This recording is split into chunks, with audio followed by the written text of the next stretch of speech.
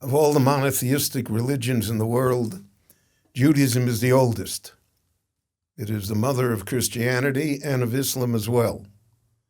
All of the basic ideas and moral values of Western civilization are based upon Judaism.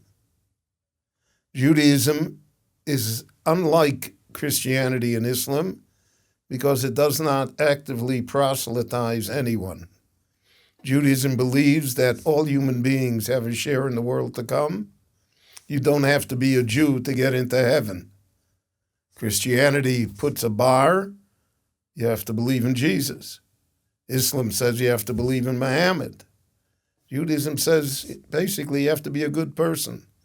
There are 7 basic Noahide laws: not to steal, not to kill, not to be immoral, to have a system of laws, not to mistreat animals, to believe in God. That's the basic idea of being a human being. Judaism is therefore a universal religion without being a proselytizing religion. On the other hand, Judaism is also a particular religion. It affects Jews, and it gives Jews a lot of daily ritual, commandments, dietary laws, the Sabbath. All of these things pertain to Jews. Jews are meant to be, so to speak, the influential moral force in the world. Our father Abraham was told that the world will be blessed through you and your descendants. Well, if we look at the contributions of the Jews to world society and world civilization, we see that that promise has obviously been fulfilled. Now, Judaism is based upon the fact that there was a revelation at Mount Sinai. That revelation took place in front of millions of people. It was not a revelation to a few people or to one person or to somebody getting up and saying, God appeared to me. And that revelation gave us the 10 Commandments, but that revelation also gave us what we call the Torah, the instruction, the book by which God intended Jews to live by, and which also influences all of mankind. And therefore, the belief in that revelation is the central core of Jewish belief. Now, one should never confuse Jews with Judaism. Jews as individuals can believe whatever they want. They can do whatever they want. Sometimes they do things that they shouldn't do. But Judaism itself is clearly defined. And it's a system of behavior. It's divided, so to speak, in laws that govern our relationship with the Creator and laws which govern our relationship with other human beings.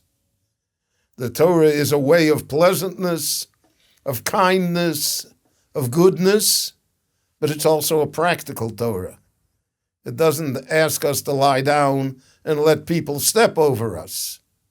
The Talmud teaches us that someone that comes to kill you, and you have the right to defend yourself. Not only the right, you have the obligation to defend yourself. And we have the obligation to destroy evil if evil comes to destroy us. And therefore, over the long history of the Jewish people, the Talmud represents this oral law, this understanding of life and of what the Torah wishes from us, that was given to us at Sinai. And Jewish life is really Talmudical life, based on that book. And also there are customs in Judaism, there are traditions in Judaism, there is a mystical aspect of Judaism, which is called Kabbalah. All of that is the whole package of Judaism. Judaism does not preach intolerance to others. Judaism does not force itself upon others. Judaism, however, is particular to the Jewish people, and it demands a great deal from the people as a whole and from each and every individual Jew. It teaches us that we're responsible for our behavior, that everything is recorded in the book, so to speak, that reward and punishment are part of life and part of the afterlife as well. It teaches us that there's an immortality to our soul, that life does not end with death.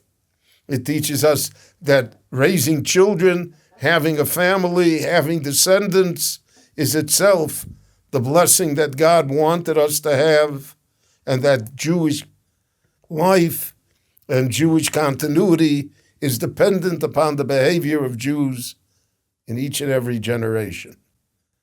Judaism today, there are, so to speak, different streams, but those streams don't define Judaism. They define Jews. Jews are different. One should never confuse the two. And because of that, therefore, the idea of Judaism, of knowing Judaism, of understanding it, of learning about it, is central to Jewish life and Jewish survival. We are the people of the book, Muhammad said. The book is what has preserved us. One of the great tragedies is that most Jews don't even know what book we're talking about, let alone what the book says. A Jew should always attempt to become knowledgeable, to know more about his faith, about the history of the Jewish people, about why we're here and what we're supposed to do. All of that encapsulated teaches us about Judaism and to a great extent about the Jewish people as well. I really thank you for listening. My name is Berel Wein.